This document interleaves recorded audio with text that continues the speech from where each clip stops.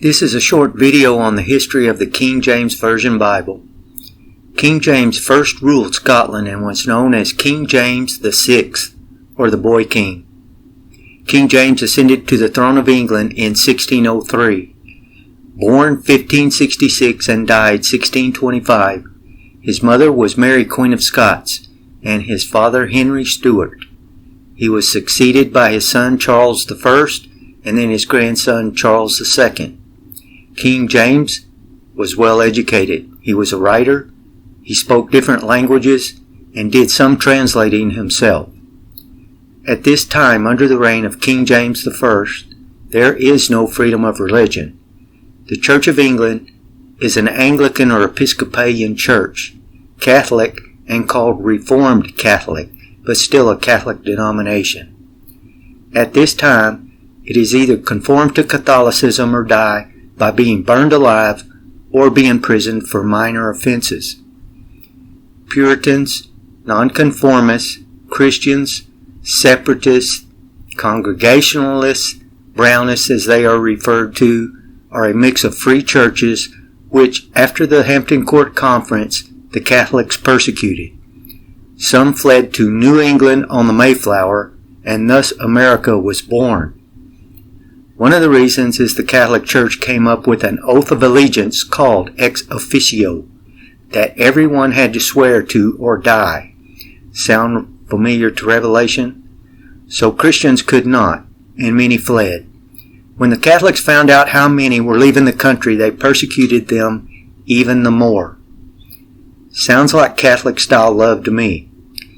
Not sure if it's to keep them from leaving or to eradicate them from the country.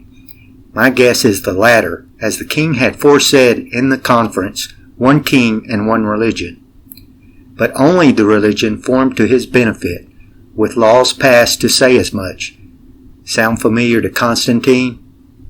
The king forced an oath of allegiance to him over the Pope and the Church. Later an oath was forced to conform to King James' new religion after the results of the Hampton Court Conference.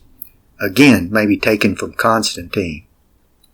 The Hampton Court Conference met on January 14th, 16th, and 18th of the year 1604. King James agreed to hear a petition brought forth by those called Puritans, which included all of the free churches. Their objections were to the marriage ring, the sign of the cross in baptism, the surplice in church, the confirmation, and the words priest and absolution. So you see, as any studied Christian knows, wording is important. The meaning, the definition, and origin also. They claimed during the conference that the Bible was a most corrupted version, speaking of the Bishop's Bible and the Great Bible, complaining of it having many mistranslations. They also said the Geneva Bible was correctly rendered in the areas under scrutiny, but the king's dislike of Calvinism made him objectionable to anything from the Geneva Bible. The king, being educated and knowing some theology after hearing the Puritan testimony, was interested in a complete, true translation. Thus King James gave orders for a new translation. So yes, it was authorized by King James. It was ordered by King James. The king immediately petitioned Archbishop Bancroft for a list of those qualified. The king gave orders as to its construction, so it is rightly called the King James Version. Before the end of July, 54 scholars had been selected to undertake the project.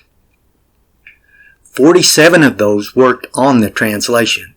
The king issued orders to the translators. They were divided into groups and given books to translate.